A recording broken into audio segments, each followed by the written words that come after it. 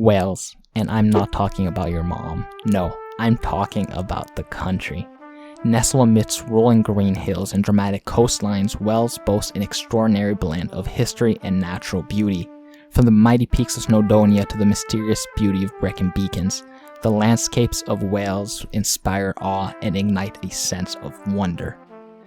It has an estimated population of 3.21 million people and covers a size of 20,779 square kilometers, which is slightly smaller than New Jersey, who has a population of over 9 million people. And now a little fun fact about Wales. Did you know that Wales has more sheep than people? The sheep actually outnumber humans 4-1. But this video isn't about sheep. No, today I want to talk about the amazing country that is Wales. I want to go over its history and explain how it got here and how it became part of the United Kingdom. So buckle up, make sure to subscribe, and let's get into it. The land now known as Wales was once home to ancient Celtic tribes who left a lasting impact on the region's culture and heritage. The Celtic tribes that inhabited Wales were known for their distinctive language, customs, and close connections to the land. Among the prominent Celtic tribes, well, actually, I don't think I am gonna pronounce them right, so I'll pop the names on the screen right now. But these tribes were the most prominent Celtic tribes in the land we now know as Wales. And these tribes, they lived in close-knit communities, building hill forts and settlements, engaging in agriculture, trade, and craftsmanship. These Celtic tribes held a deep reverence for nature and worshipped a pantheon of gods and goddesses associated with natural elements. They were skilled warriors known for their fierce resistance against Roman invasions. And now continuing our story with the Romans, well, the Celtic tribes, they faced a formidable challenge when they encountered the mighty Roman Empire. In the 1st century AD, the Roman forces led by Emperor Claudius launched a series of invasions into Britain, aiming to expand their dominion. And now the Celtic tribes in Wales, they were fiercely independent, deeply rooted in their traditions. They resisted the Roman advance. However, the Roman military might and advanced tactics gradually overwhelmed the Celtic warriors. The Roman legions employed superior disciplines, organization, and advanced weaponry, including siege engines and cavalry. And now, despite the valiant efforts of the Celtic tribes, they were no match, and they ultimately succumbed to the Roman conquest, resulting in the incorporation of Wales into the Roman province of Britannia. And now, during this Roman rule in Wales, the region experienced significant changes and integration into the wider Roman Empire. Roman influence brought about a period of relative stability and development. The Romans established a network of roads, forts, and towns, including the important fortress of Saguntium and the Roman town of Deva, which facilitated trade and communication. The Roman presence introduced new technologies such as improved agriculture methods and advanced building techniques, which transformed the Welsh landscape. Roman culture and customs gradually intertwined with the existing Celtic traditions, leading to some sort of a fusion of Roman and Celtic influences. The local population adapted to Roman practices, adopting aspects of Roman dress, language, and architecture.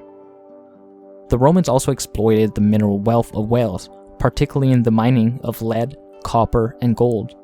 And while Roman rule brought benefits, it also came with the imposition of Roman governance and taxation, which led to some resistance and sporadic uprisings. Nevertheless, the Roman period left a lasting legacy on Wales, shaping its infrastructure, economy, and cultural landscapes.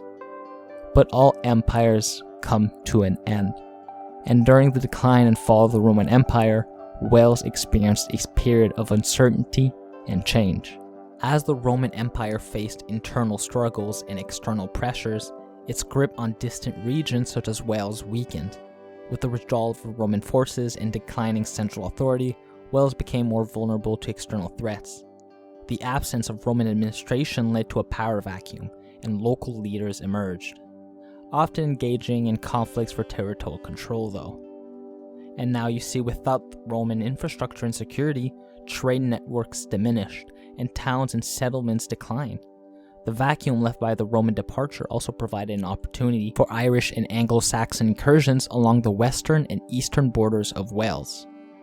Welsh communities sought to defend themselves though, leading to the rise of regional kingdoms and the fortification of hill forts and other defensive structures. The transition period following the crash of the Roman Empire in Wales was characterized by a fragmented political landscape and a sense of uncertainty as the Welsh people navigated the challenge of a post-Roman world. However, these challenging times also laid the foundation for an emergence of a distinct Welsh identity and the eventual consolidation of power under native Welsh rulers. And now, I don't want to make this video 10 hours long, but between the fall of Rome and its eventual integration into the United Kingdom, Wales experienced a complex and dynamic period in its history. As Roman influence waned, native Welsh kingdoms began to assert their independence and shape the political landscape.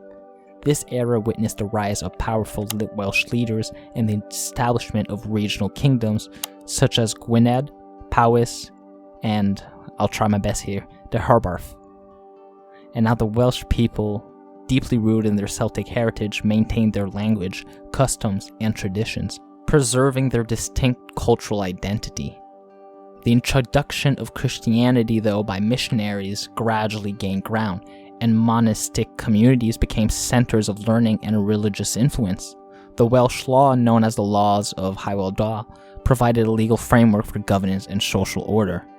Wales, however, was not immune to external pressures. Viking raids from the sea and conflicts with neighboring Anglo-Saxon kingdoms presented ongoing challenges. These encounters shaped the Welsh defense and fostered a sense of resilience among the Welsh populations. The process of Welsh becoming a part of the UK, well, it was a gradual and complex one, spanning several years. And by years, I mean several centuries. Several centuries of assimilation. And now the Act of Union in 1536 under the reign of King Henry, that marked a significant turning point in the relationship between Wales and England. You see, the Act sought to centralize control and bring Wales fully under English rule. It abolished the existing Welsh legal system, incorporated Wales into the English administrative framework, and imposed English as the official language of the courts and government. However, it was not until the 19th century that Wales truly integrated into the United Kingdom. The Industrial Revolution brought rapid social and economic changes to Wales, particularly in the mining and manufacturing sectors. The growth of industry and an influx of English-speaking workers from other parts of the UK led to increased cultural and economic ties between Wales and England. The establishment of the Welsh Sunday schools, which aimed to preserve the Welsh language and culture, played a significant role in fostering a sense of Welsh identity amidst the expanding influence of English culture. The 19th and early 20th century witnessed the rise of Welsh nationalism and demands for self-governance. The Welsh community, led by figures like David Lloyd George, pushed for greater recognition and representation. The Government of Wales Act in 1998 granted devolved power to the Welsh Assembly, further strengthening the position of Wales within the UK. And while today Wales is an integral part of the United Kingdom, with its own distinct identity, language, and governance, while also participating in the wider political and economic landscape of the UK. 1 in 5 people are said to speak the Welsh language. And well, now you know more about Wales. Now, this was an extremely quick overview of this country. It's full of mystery, and their Celtic history is just wonderful, and it could be a video of its own. If you enjoyed this video, make sure you like and subscribe, comment. What other subjects would you like to see in the future? Thank you, and I'll see you next time.